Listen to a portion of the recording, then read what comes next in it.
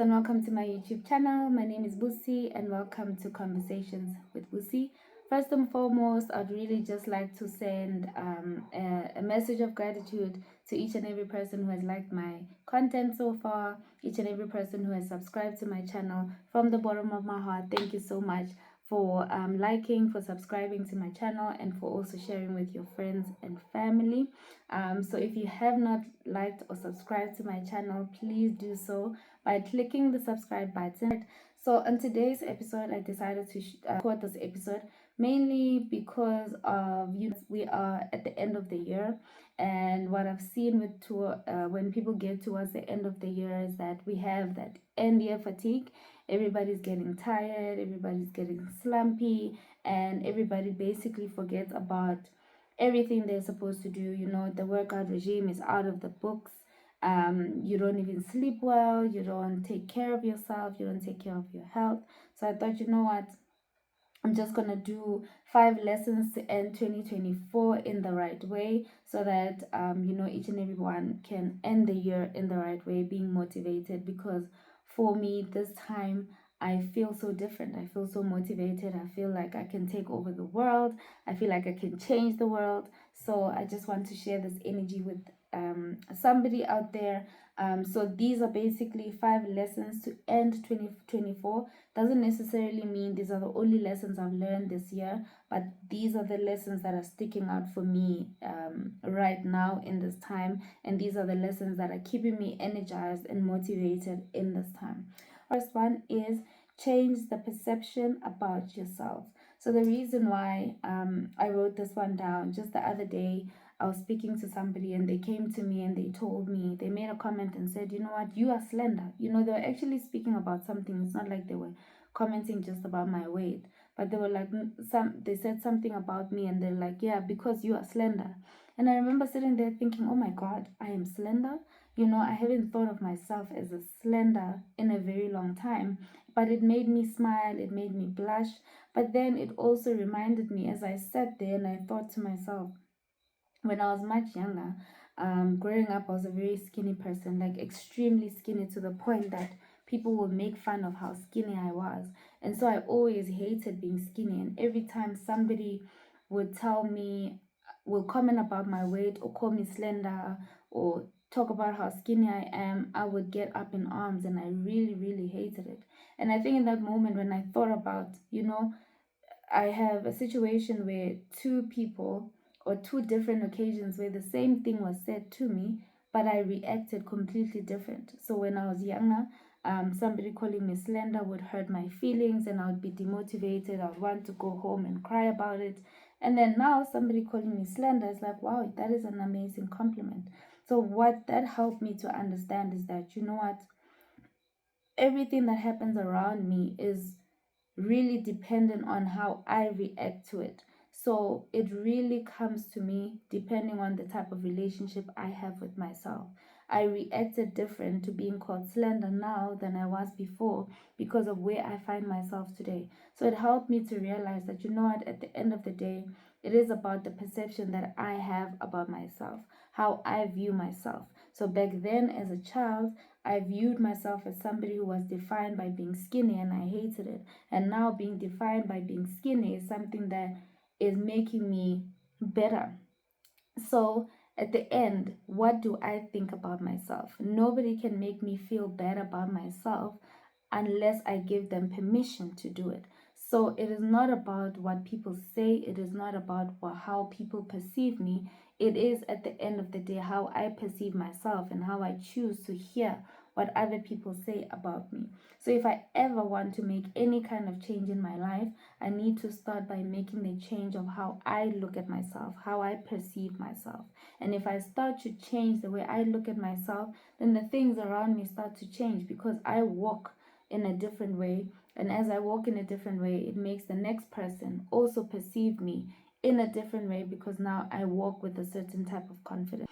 If I am to relate this to my weight loss journey as well, when I started, after having my second baby, when I started wanting to lose weight, and I struggled with different things where I was doing intermittent fasting, I was running, I was working out, I went in between so many different things. And one thing that I realized was The minute I was not happy with the way that I look, the minute I felt terrible about myself and in a negative way, and I was showing not being content with where I was, it was harder for me to lose the weight. The minute I had a negative perception about my body, it was harder for me to lose the weight. It was only at a time when I made a decision that, you know what, I've gained a few kgs, and if I keep sitting here and thinking that, you know what, I still need to fit into my size 32 jeans, I'm just going to be miserable. I do not fit into my size 32 jeans, and what I need to do is size up. And once I size up, just try to dress and look good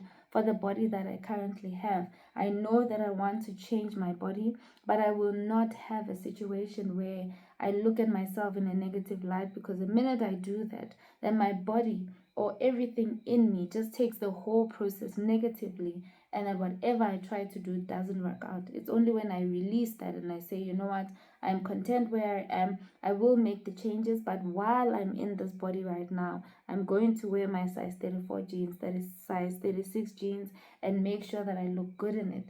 So it is all about in the mind, how I change the perception, how I change how I feel about myself. I listened to Martin Luther King's speech the other day, and he was just saying, you know what?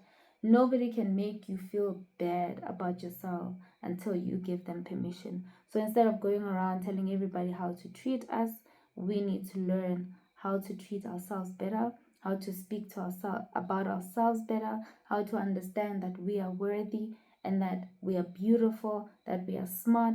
It starts within ourselves. Second lesson, keep the promises you make to yourself. So this one in the past 2-3 months is something that has really dramatically changed my life.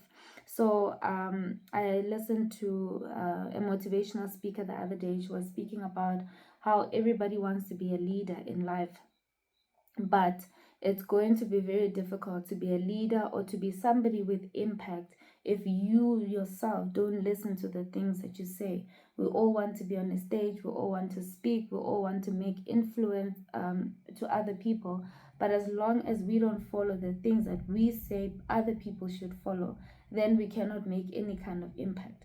It made me think about myself. What are some of the things that I say to myself? What are some of the things that I would like other people to follow that I'm not following myself? So I had to realign and think about my own self to say, what are some of the promises that I make to myself? If it is a weight goal that I have, if it is a dream that I have, if it's a business that I want to achieve, if it is a task that I want to achieve at work, am I keeping the promises that I make to myself? If I make a promise that every single day I'm going to read a chapter of the book, I need to make sure that I do that, because as I do these small things daily, then I begin to even trust the dreams that I have. Sometimes we numb ourselves to our own dreams because you never do anything that you say to yourself, even in your own brain, that you're going to wake up early in the morning and take a walk, wake up early in the morning and read with your kids, wake up in the morning and make a smoothie or eat something healthier. If you don't follow those things and the promises you make to yourself, then it means that your life will remain stagnant.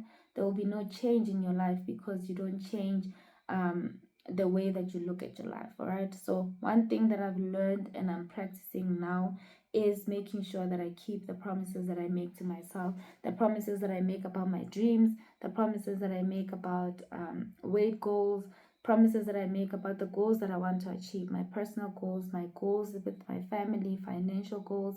Make sure that daily I keep that one promise that I make to myself, and that has really radically changed how I perceive my life. All right.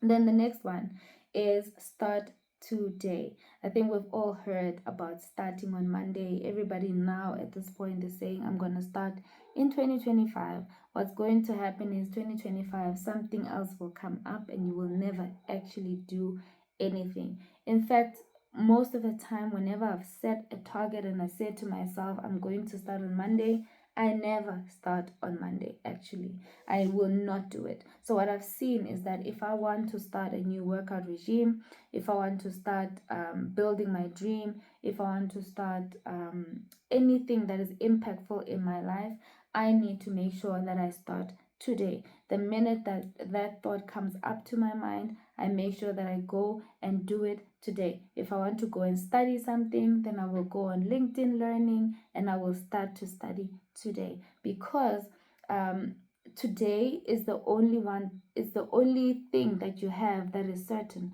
Tomorrow is only a hope, and yesterday is in the past. So the only constant and the only thing that you have right now is today, in this moment, and we're not promised tomorrow. We can only hope that we are here tomorrow. So if it is a dream that you have, start today. If it is reconciliation that you need to do with your friends or with your family, start today. If it is something that you need to work on, fixing your body, fixing your relationship, fixing your habits, start today. Don't wait for tomorrow, because tomorrow is not promised to anybody. All right. So the fourth one is gratitude, practicing gratitude. A pastor of mine likes to speak and say that gratitude is like the red car effect. So what he says is that if somebody comes to tell you today, please, when you go out today and you drive to work, please look out for a red car, you will suddenly see so many red cars that are happening around you. It doesn't mean that suddenly there's more red cars than there were yesterday. It just means that now you are more open to seeing the red cars. So gratitude is the same way. The more you write and the more you have gratitude about your life, the more you have gratitude about the things that are happening in you. It's like it opens up a whole world where you see more things to be grateful for. So what I do with gratitude, every single night before I sleep, I do a reflection about my day, where I sit back and I think and I reflect on the type of day that I had. What am I grateful for? So every single day I write down a list of 5 things that I'm grateful for. Sometimes it is really just me being grateful for breath in my lungs. Sometimes it's really just me being grateful for the food that I ate today. Sometimes it's really just me grateful for, you know what, I made it and I'm gonna go to bed. So some days it is big things and some things it's small things. But what I practice is to make sure that every night I reflect and I take the time to take inventory of my life for that specific day, to say, what is it that happened today that stands out? And just like the red car effect, the more I write down the things that I'm grateful for, it helps me daily to wake up with that thing of, I need to reflect later tonight, so I need to make sure that today counts. Sometimes I find myself at 8 o'clock, just when I'm about to, I know that in 2 hours time I need to do reflection. I'm like, okay, let me find something to be grateful for. Let me go and read a book so that I can find something that clicks in my mind about what I'm grateful for. But it really works that at the more I write down and reflect, the more I'm able to see more things to be grateful for. And there's a neuroscience study that was done that said anxiety and gratitude cannot live in the brain at the same time. So if you're a person who struggles with anxiety, you struggle with worry, gratitude is something that you can practice, because you're grateful for something, then the anxiety, the thought of anxiety is forced to just leave your brain, because those two thoughts cannot happen at the same time. So it's been scientifically proven that these two things cannot happen at the same time. So every time you feel a bit of anxiety, just find one thing that you can utter, even in your spirit, to say, you know what, I am grateful that I'm alive. I am grateful that I'm breathing. I'm grateful that I have a roof over my head. I am grateful that, you know what, I have a job. I'm grateful that I get paid. I'm grateful that I have my parents, I have my family. There's always something to be grateful for. And if you do not have any of these things that I mentioned, at least you are alive and there is something for you to be grateful for, right? So that is gratitude. Every single day I practice gratitude. I need to reflect at the end of the month what it is that I've achieved in life. And I think now, with everybody doing reflections on the year, it is easy for you to sit there and think you did not achieve anything, but you are still alive. You still have your family, you still have people in and around you. You are breathing, and that is something to be grateful for, to say, you know what, 2024 was probably hard, but I'm so grateful to be alive. I'm so grateful that God has carried me through this year. and that is already something to be grateful for. As you end your year and you end with gratitude, that you can start your year differently.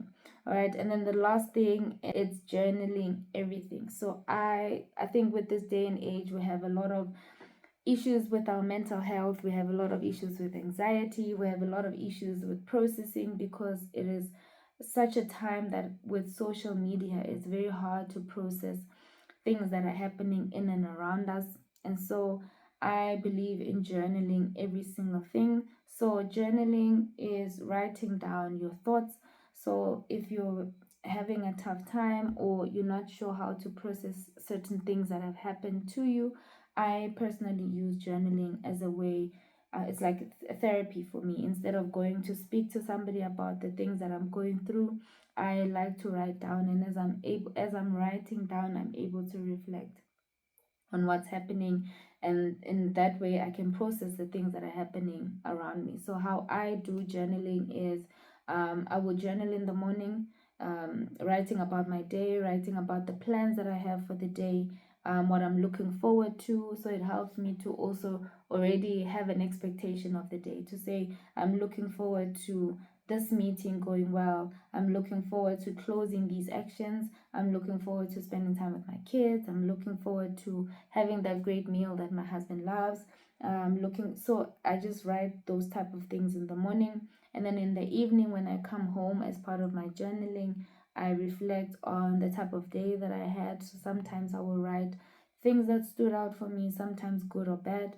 I'll also reflect on areas in my life where I didn't make the best decisions, where I said something wrong to somebody, or sometimes you do something during the day and you can feel even when you go to bed that whatever that thing was is still weighing heavy in your spirit. So I sit and I reflect on those type of things. Is there a conversation I had with somebody that is still bothering me now? Then I write it down in a way that I can just let it go or process it. Is there something that somebody did to hurt me that day? I will write it down, and that way it is just for me to find a way to process what is happening. I think we speak a lot about people healing their childhood, healing themselves from their childhoods that they had. But we don't want to be a generation where 30 years from now, 20 years from now, 5 years from now, I need to heal from what I'm currently going through. So because now, as this generation with technology and social media and all these resources available to us, I would hate for myself to grow up 5 years from now where I'm healing from a situation that happened. So now I use journaling as a way to let out. I use journaling as a way to have therapy with myself, as a way to just process information. And I'm not saying it's everything that you can journal. Some things you really need to see a specialist. But for me, it helps me to reflect on the type of day that I'm having. It helps me to process information when it's written down. And it's helped me a lot in terms of reflecting. Sometimes I think I'm going through such a terrible time and I write about it. When I read it 3 weeks later, I realize that whatever I wrote and I thought was so earth shattering was actually something that didn't really mean that much.